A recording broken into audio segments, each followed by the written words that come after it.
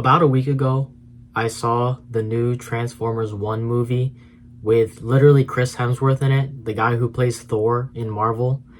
And I wanted to see the movie because I'm a really big Transformers fan. And when I saw it, I literally was blown away by how good it was. And I was mesmerized by the fact that in my lifetime, I actually got to watch a Transformers movie that was genuinely like a cinematic masterclass. It was honestly really awesome. And it was so awesome, actually, I liked it so much that I wanted to get a Megatron action figure because I really like Megatron and his design. And my username on Overwatch is actually Megatron, if you guys know my gaming stuff. And so I went on the YouTube, and for the first time in like 10 years, I searched up where to get action figures. And when I was a little kid, when I was like 10, so like 10 years ago, I always was looking at toy reviews from my favorite YouTuber who reviewed Transformers, and he would come out with a review like once a week or like however long it was, and he would just constantly review toys, and they were really funny. And so I knew exactly who to go to see which Megatron action figure I wanted. So I went to him and I went to see his video, and he has a lot of subscribers, like 1/3 subscribers, right? And I saw that his views weren't as much as they were 10 years ago.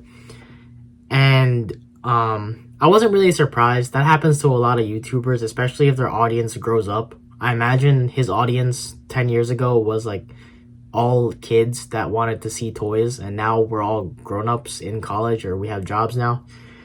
And he had this like 30-minute video where he was just really sad, like a really sad emotional video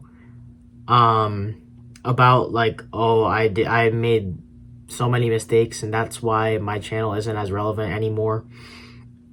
And I was like, wow, like this hits really hard because I saw basically one of my favorite YouTubers just not in shambles, but in a vulnerable state.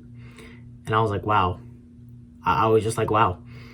And throughout the video, he's detailing all of the mistakes that he's made in his past and in his up and coming YouTube career when he was first starting. And he was like, yeah, I don't really care how much hate I get. I don't really care about that. I just care that people still like my videos and that sort of stuff.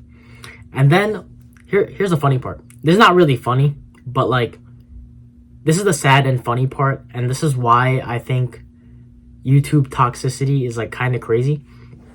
He literally says, okay, yeah, so these people on Facebook made a hate group about me. And I had to stop and think. I had to stop and think, right? I was like, this man reviews Transformers. This man reviews Transformers action figures on like a day-to-day basis. What kind of war crime did he commit? What kind of crimes and atrocities did he commit in order to warrant the making of a Facebook hate group? Not even an Instagram hate group. Not an Instagram hate group. If you get an Instagram hate group, that's like, okay, I understand. It's like a bunch of teens, they hate you, right? You got a Facebook hate group of Transformers fans. Facebook. Nobody uses Facebook unless you're 40 or over, right? So it's a bunch of old dudes and just random people making a Facebook hate group for the fact that you made Transformers. Imagine how that guy feels. Imagine how that YouTuber feels. He's like, I just like to review Transformers. I've done nothing wrong. I got a Facebook hate group. What kind of hate? No, that's like actually like advanced warfare level of hating, right? I can't imagine going out of my way to make a hate group about somebody that enjoys the fiction of Transformers and just reviewing toys for other people and making a hate group on Facebook. that takes actual like effort. I'm imagining the types of people that make a Facebook hate group, right? Like they gotta be 40 or over, have like a full family with children. Like you don't have a job. Like you're not trying to get your bread up. You're not trying to get like if you don't have a significant other, you're not trying to find your soulmate at that point. You're making a Facebook hate group about a dude that reviews Transformers. This is crazy. And this is why I wanted to address like hate in general, because you never know really what someone online is going through. And I'll use the Facebook. I'm getting my stuff confused. I'm going to use a Transformers guy as an example. He was sad basically that he's not as relevant anymore. He still likes what he does, but he was sad about all the mistakes that he made, and he was very vulnerable. You don't know what somebody is going through online, and you shouldn't just start to hate somebody for pretty much no reason, right?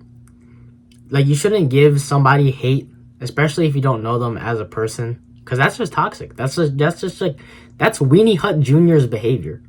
So you shouldn't do that. Don't spread hate, because you never know. You never know what somebody is going through in their life.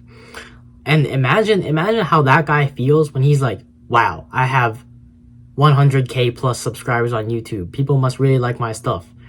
And then you go on Facebook because you're like stalking your aunt or your uncle that lives in Massachusetts, and then you see so and so hate group with like 20 plus members. How do you think that makes that person feel, right? So instead of spreading hate, let's spread positivity, good feelings.